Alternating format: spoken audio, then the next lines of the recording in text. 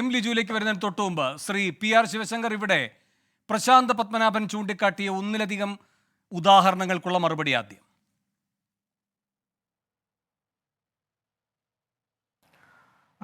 ഞാൻ പ്രശാന്ത് പത്മനാഭൻ ചൂണ്ടിക്കാണി അദ്ദേഹം എനിക്ക് തോന്നുന്നു അദ്ദേഹം എങ്ങാനും ലിജു വരുന്നില്ല എന്ന് വിചാരിച്ചിട്ടായിരിക്കാം വേണു പ്രശാന്ത് പത്മനാഭനെ കൂടെ വിളിച്ചിരുത്തിയെന്നാണ് ഞാൻ ആദ്യം വിചാരിച്ചത്. പക്ഷേ അദ്ദേഹം നിഷ്പക്ഷനായ ഒരു അഭിഭാഷകനാണെന്ന് ഞാൻ വിശ്വസിച്ചുകൊണ്ട് പറയട്ടെ. അദ്ദേഹം പറഞ്ഞത് ED IT ഡിപ്പാർട്ട്മെൻ്റ് എല്ലാം കേന്ദ്ര സർക്കാരിൻ്റെ ഉപകരണമാണ് എന്നൊരു ആരോപണമാണ് അദ്ദേഹം വെച്ചത്. അദ്ദേഹം എന്താ പറയേണ്ടത് എനിക്ക് മനസ്സിലാവുന്നില്ല. അത് പ്രതിപക്ഷ കക്ഷികൾക്കാണോ EDയുടെയും ഇൻകം ടാക്സ് ഡിപ്പാർട്ട്മെൻറ്റിൻ്റെയും അധികാരം കൊടുക്കേണ്ടത്, അല്ലെങ്കിൽ ഭരിക്കുമ്പോൾ കോൺഗ്രസ്സൊക്കെ അല്ലെങ്കിൽ കേരളത്തിലെ CPM പ്രതിപക്ഷ കക്ഷികൾക്കാണോ നൽകിയിരുന്നത് അവിടുത്തെ ഭരണത്തിൻ്റെ എന്ന് എനിക്ക് മനസ്സിലാവുന്നില്ല. പിന്നെ നിയമത്തിൻ്റെ വഴി വിട്ടിട്ട് എന്താണ് ഈ കേന്ദ്ര സർക്കാർ ചെയ്തത് എന്ന് ഒരു അഭിഭാഷകൻ പറയും എന്നാണ് ഞാൻ വിചാരിച്ചത്. പക്ഷേ നിർഭാഗ്യവശാൽ അദ്ദേഹത്തിന് അത്തരത്തിലുള്ള കാര്യം പറയാനില്ലാത്തതുകൊണ്ട് അദ്ദേഹം രാഷ്ട്രീയമായി ഇതിനെ വ്യാഖ്യാനിക്കുക മാത്രമാണ് അദ്ദേഹം ചെയ്തത്. എന്നിട്ട് നിമിഷാർദ്ധം കൊണ്ട്, അത് വേണുവിൻ്റെ ഒരു പ്രയോഗമായിരുന്നു, നിമിഷാർദ്ധം കൊണ്ട് സുപ്രീം കോടതി ഡിസൈഡ് ചെയ്തു 200 പേരുടെ.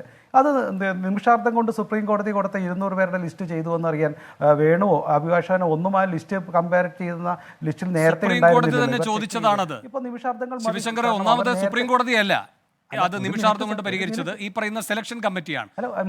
ഒരു സെക്കൻഡ്, 200-ൽ നിന്ന് 6-ലേക്ക് ഇത്ര ജഡുതിയിൽ എങ്ങനെ വന്നു എന്ന് ചോദിച്ചത് സുപ്രീം കോടതിയാണ്. വേണു, അതാ ഞാൻ പറയുന്നത്. ഇത് ഉടനെ തന്നെ ഈ റിപ്പോർട്ട് അതല്ല താങ്കൾ പറഞ്ഞത് മറ്റൊരു കാര്യമാണ്. ഞാൻ താങ്കളെ തിരുത്തുകയായിരുന്നു. അതെ, ഞാൻ പറഞ്ഞത് 200 പേരുടെ ലിസ്റ്റ് അങ്ങോട്ട് പോയാൽ ആ 200 പേരുടെയും അവരുടെ IBയുടെ റിപ്പോർട്ടുകളെല്ലാം നേരത്തെ തന്നെ ഉണ്ടാവും. എൻ്റെയും വേണുവിൻ്റെ അടക്കം റിപ്പോർട്ടുകൾ മിക്കവാറും IBയുടെ അടുത്തുണ്ടാവും, നമ്മൾ എന്താണ് ചെയ്യുന്നതൊക്കെ. അതൊക്കെ എല്ലാ കാലഘട്ടത്തിലും എല്ലാ രാഷ്ട്രീയ അതൊന്നും എത്ര വലിയ പുതിയ കാര്യമല്ല. പ്രത്യേകിച്ച് അല്ല, ഈ പറയുന്ന മഹാവിദ്യ അദ്ദേഹത്തിന് അറിയില്ലായിരുന്നു. കൊടുക്കേണ്ട സമയത്ത് പ്രതിപക്ഷ നേതാവിനാണ് ആദ്യം കൊടുക്കേണ്ടത്. അല്ല, അദ്ദേഹത്തിന് കിട്ടിയില്ലെന്നേ. അല്ല, 6 പേർ ലിസ്റ്റ് കൊടുത്തല്ലോ സ്ക്രൂട്ടനൈസ് ചെയ്തിട്ട്. അല്ല, സ്ക്രൂട്ടനൈസ് ഞാൻ ചോദിക്കട്ടെ, ഇവിടുത്തെ ഇന്ത്യയിലെ മുഴുവൻ IAS ഉദ്യോഗസ്ഥരുടെയും എന്തൊക്കെ തെറ്റുകുറ്റങ്ങൾ അവർ ചെയ്തിട്ടുണ്ടെന്നുള്ളത് പ്രതിപക്ഷ നേതാവിന്. നിങ്ങളിപ്പോ ഈ ITയുടെ നടപടികളെ മുഴുവൻ അംഗീകരിക്കുന്നത് അപ്പലേറ്റ് ട്രൈബ്യൂണൽ, ഡൽഹി ഹൈക്കോടതി ഇതൊക്കെ വെച്ചുകൊണ്ടാണല്ലോ. അങ്ങനെയെങ്കിൽ സുപ്രീം കോടതി പറഞ്ഞ കാര്യമാണ് ഞാൻ അങ്ങയുടെ ശ്രദ്ധയിൽപ്പെടുത്തിയത്. 206 ഒന്നാമത് 10 ആകണമായിരുന്നു, 206 അത് ഇത്ര ജഡതിയിൽ എങ്ങനെ നടന്നു എന്ന് ചോദിച്ചത് സുപ്രീം കോടതിയാണ്. വേണുവിന്റെ ശബ്ദം ഉയരുന്നത്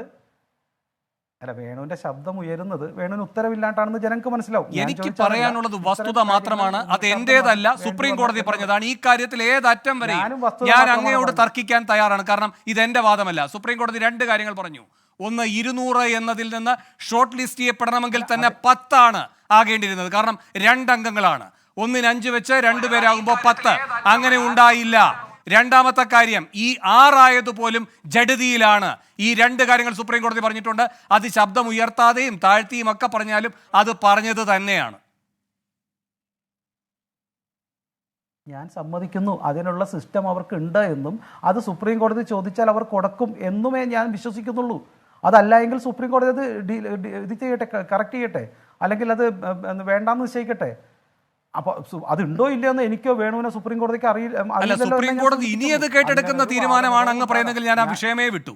ഞാൻ പറഞ്ഞത് ഇതുവരെയുള്ള കാര്യമാണ്. അതിൽ പൂർത്തിയാകാതെ കിടക്കുന്ന സുപ്രീം കോടതി തന്നെ ഉന്നയിച്ച ഒരു ചോദ്യവുമാണ്. അങ്ങേക്ക് തുടരാൻ പറ്റുള്ളൂ. ഇതുവരെ വേണു ഇതുവരെയുള്ള കാര്യമല്ലേ എനിക്കും പറയാൻ പറ്റുള്ളൂ. കോടതിയുടെ ഭാഗത്ത് നിന്ന് ഒരു അനുമാനം ഉണ്ടായി. പക്ഷേ ഉദ്യോഗസ്ഥരുടെ ഭാഗത്തുനിന്ന് ഇങ്ങനെ 200 പേരുടെയും ഡീറ്റെയിൽ ഞങ്ങളുടെ അടുത്തുണ്ട് എന്നാണ്. നാളെ കോടതി അതുമായി ബന്ധപ്പെട്ട് എന്ത് പറയുന്നുള്ള അവിടെ നിൽക്കട്ടെ. 200 എന്ന് പറയുന്നത് 6 ആയി ചുരുങ്ങിയതിലെ മഹാവിദ്യ എന്തായിരുന്നു എന്നത് സുപ്രീം കോടതി തന്നെ ചോദിക്കുക വഴി നമ്മുടെ എല്ലാം ആശങ്കയായി നിൽക്കുന്ന ഒരു ചോദ്യമാണ്. അതാണ് പ്രശാന്ത് പത്മനാഭനും ചോദിച്ചത്. അതിൽ ലിജു ഉണ്ടെങ്കിലും ഇല്ലെങ്കിലും ചോദിക്കപ്പെടേണ്ട ചോദ്യമാണ്. അങ്ങേക്ക് തുടരാം. ശരി, ഞാൻ സുപ്രീം കോടതിയിൽ പറഞ്ഞപ്പോഴാണ് പെട്രോകാരൻ പറഞ്ഞത് UN ഇന്ത്യക്കെതിരെ ആദ്യമായിട്ടാണോ ഇത്തരത്തിലുള്ള ഒരു ആരോപണം ഉന്നയിക്കുന്നത്. ഞാൻ അവസാനത്തെ ഭാഗത്തിലേക്കാണ് തോന്നുന്നത്, ചേക്കുട്ടി പറഞ്ഞ കാര്യമാണ്. UN ഇന്ത്യക്കെതിരെ ആദ്യമായിട്ടല്ലല്ലോ ചെയ്യണേ. ഞാനൊരു ഇത് വായിക്കാം. India is seeking normalise in the brutal and representative denial of the democratic and other rights in the Kashmiri Muslims and the minorities by holding G20 meeting in Jammu and Kashmir. ഇത് UN പറഞ്ഞതാണ്. അതായത് ഇന്ത്യ ജമ്മു ആൻഡ് കാശ്മീരിൽ G20യുടെ meeting നടത്തിയത് മൈനോറിറ്റിക്കെതിരെയുള്ള ശക്തമായ കടന്നുകയറ്റമാണെന്ന് ഈ UN പറഞ്ഞതാണ്. UN എന്താ തലയ്ക്ക് സ്ഥിരമില്ലേ? ഇത്തരത്തിൽ UN ഇന്ത്യക്കെതിരെ നിരന്തരമായി ചെയ്തിട്ടുണ്ട്. UN ഇപ്പോൾ G20 വിജയത്തോടെ UN തലതറ പറ്റിയിരിക്കുകയാണ്. UN തന്നെ ശമ്പളം കൊടുക്കാൻ ഇല്ല. അതുകൊണ്ട് G20 പോലുള്ള വികസനങ്ങൾ ഈ വികസന രാജ്യങ്ങൾ കൂടിച്ചേർന്നത് UN പല പ്രശ്നം ഉണ്ടാക്കുന്നുണ്ട്. ഇതൊക്കെ അന്താരാഷ്ട്ര വിഷയമാണ്. ഞാൻ ഇതിനെക്കുറിച്ച് കൂടുതൽ പഠിച്ചിട്ടൊന്നുമില്ല. പക്ഷേ ഇപ്പോൾ സെർച്ച് ചെയ്ത് കിട്ടിയാണ് UN has been set several times against India. അപ്പോൾ ആ ഡീറ്റെയിലും ചർച്ചയ്ക്ക് കിടക്കാം. അപ്പോൾ സുപ്രീം കോടതിയും UN ഒക്കെ പറഞ്ഞു എന്ന് പറഞ്ഞുകൊണ്ട് പറയുന്നത് അതിൻ്റെ പുറകിൽ ചില രാഷ്ട്രീയമുണ്ട് എന്ന് മാത്രമാണ് ഞാൻ പറയാനാക്കുന്നത്. പിന്നെ ലെവൽ ഫീൽഡ് ഇല്ല. BJP ആണോ പ്രതിപക്ഷ കക്ഷികൾക്ക് level field of playing ground ഉണ്ടാക്കേണ്ടത് തിരഞ്ഞെടുപ്പ് സമയത്ത്? ഞാൻ ചോദിക്കട്ടെ, നിങ്ങൾ ഒരാൾ ഇടയ്ക്ക് പറയുന്നുണ്ടായിരുന്നു UP തിരഞ്ഞെടുപ്പിന് മുമ്പ് നോട്ട് നിരോധിച്ചു. അപ്പോൾ നോട്ട് കെട്ടും കെട്ടി തിരഞ്ഞെടുപ്പിനെ കാത്തിരിക്കുന്നതാണോ UP രാഷ്ട്രീയ പാർട്ടികളെന്ന് പറഞ്ഞാൽ അവർ അധിക്ഷേപിക്കുകയല്ലേ ചെയ്യേണ്ടത്?